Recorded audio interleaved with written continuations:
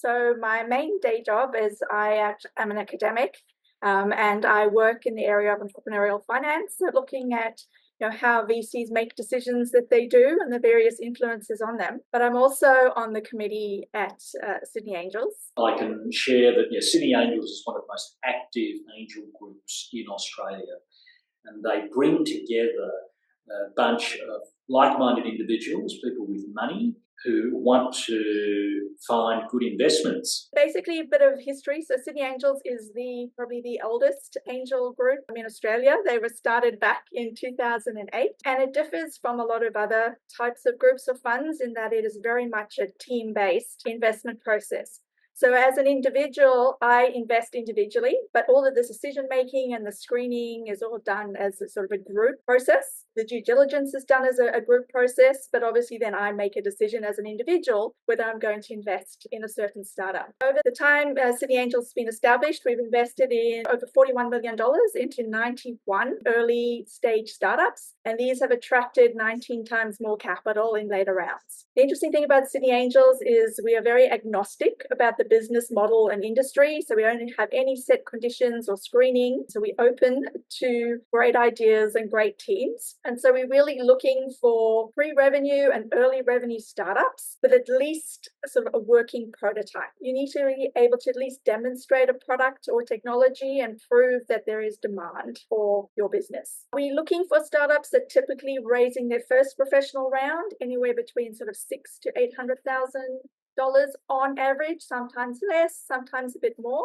Of that, we tend to provide around $200,000 to $300,000, and co-investors will provide the rest. We do like to invest in price rounds for ordinary shares, but obviously we do consider safe notes as well, as these have gained in popularity over the last 10 years or so. Historically, our valuations have been sort of below the $4 million mark. But as I think we can talk about tonight, we've all observed this trend, the upward trend in valuations, with maybe a little bit of a dip last year. But obviously that is stage dependent. So we also have invested in some slightly later stage deals that do require a little more capital and obviously have higher valuations. So when you apply to Sydney Angels, you'll be accessing around about 100 members, all who have varied knowledge and experience against diverse industries and technologies. So you're really accessing a really diverse group of individual investors. The one thing about Sydney Angels is that we run a strong education program. So all our members do workshops as well as having hands-on experience in our investment process, in our investment philosophy, how to do due diligence. And so they come to the party as knowledgeable investors. If you apply to Sydney Angels, basically we sort of have a very set process. There's 4 stages. You can apply online, and that goes through an initial deal screening, which is just based on a 2-page summary. And we have 6 cycles per year. We sort of evaluate anywhere between 40 to 60 applications per cycle. And for each cycle, we then choose the top 6 companies, and they are invited to pitch. I do a fairly short pitch and Q&A to a panel, which is around about 20 members. And from that, 3 companies are then selected to pitch to the larger group. And then syndicates are formed based on that initial pitch. And those syndicates then undertake due diligence and go through the process of evaluating the company and then eventually deciding whether or not they're going to invest.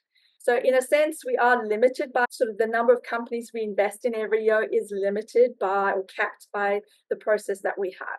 The criteria we use are things like looking at your market size, but your team. I can't stress enough to startups looking to pitch to investors. At the early stage, team is very important. You really need to credentialize yourselves and really convince investors why you are the best people to run forward with your business idea or technology. You can apply online. We only look for sort of a short application form. It's sort of 2 pages worth effectively. And I should also stress there's no fees at any part of the process. So that's sort of Sydney Angels. Look, there are many different angel groups out there, and it's really important to find the right fit for your startup in terms of what you're looking for in an investor, how much capital you're looking for, what stage your business is at, and what you want your investors to bring to the table. Are you looking for a more passive investment? Are you looking for investors who are going to be more active? Are you interested in their networks? Do you require industry expertise? Do you want contacts to be able to access international markets? So the same way that investors do due diligence, founders really need to do due diligence too on potential investors. We get hundreds of proposals that come across our desk each year. And yeah, absolutely, some of them are founders haven't done their homework.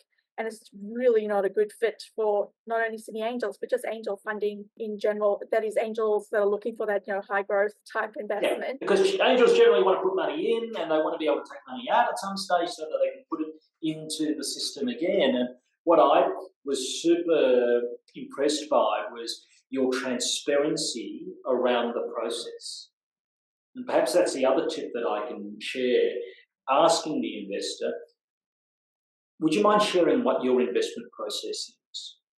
Because you're super clear, and I think as VCs, there could be greater clarity around, well, we have one meeting, second meeting, etc., and then we decide yes or no.